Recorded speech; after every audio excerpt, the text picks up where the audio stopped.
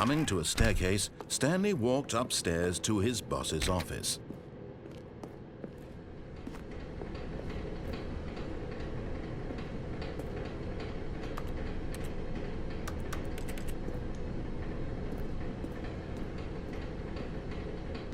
But Stanley just couldn't do it. He considered the possibility of facing his boss. Admitting he had left his post during work hours, he might be fired for that. And in such a competitive economy, why had he taken that risk? All because he believed everyone had vanished? His boss would think he was crazy. And then something occurred to Stanley. Maybe, he thought to himself, maybe I am crazy. All of my co-workers blinking mysteriously out of existence in a single moment for no reason at all? None of it made any logical sense. And as Stanley pondered this, he began to make other strange observations. For example, why couldn't he see his feet when he looked down? Why did doors close automatically behind him wherever he went?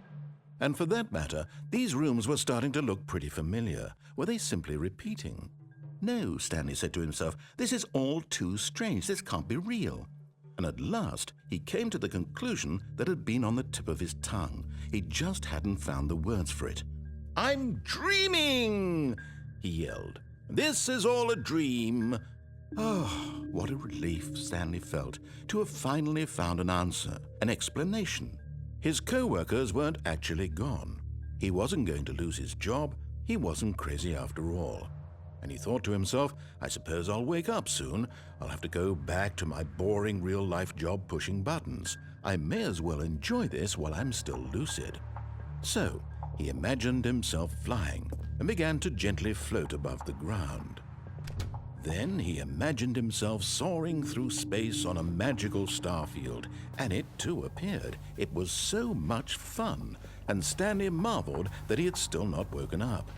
How was he remaining so lucid? And then perhaps the strangest question of them all entered Stanley's head. One he was amazed he hadn't asked himself sooner. Why is there a voice in my head dictating everything that I'm doing and thinking?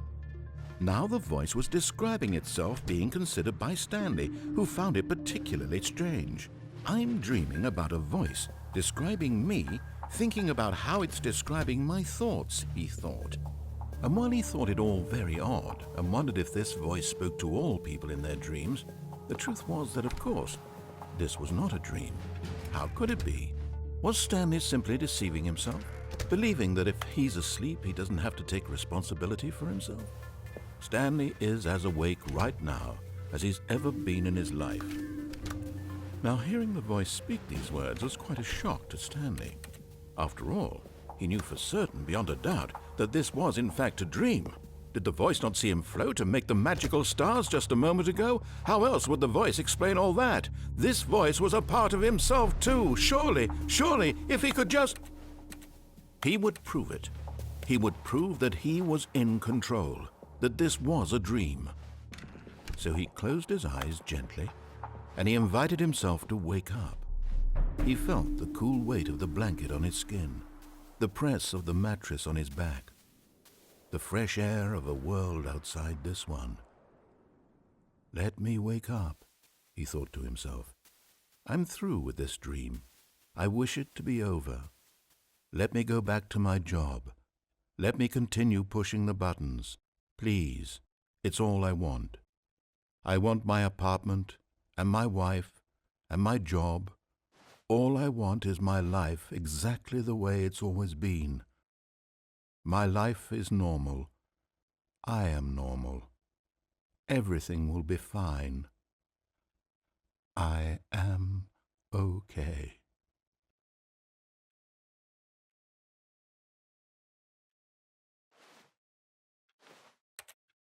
Stanley began screaming. Please, someone, wake me up. My name is Stanley. I have a boss. I have an office. I am real. Please, just someone tell me I am real. I must be real. I must be. Can anyone hear my voice? Who am I? Who am I? And everything went black.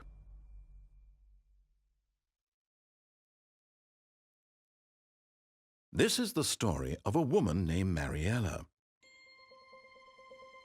Mariella woke up on a day like any other. She arose, got dressed, gathered her belongings, and walked to her place of work. But on this particular day, her walk was interrupted by the body of a man who had stumbled through town talking and screaming to himself, and then collapsed dead on the sidewalk. And although she would soon turn to go call for an ambulance, for just a few brief moments she considered the strange man. He was obviously crazy, this much she knew. Everyone knows what crazy people look like.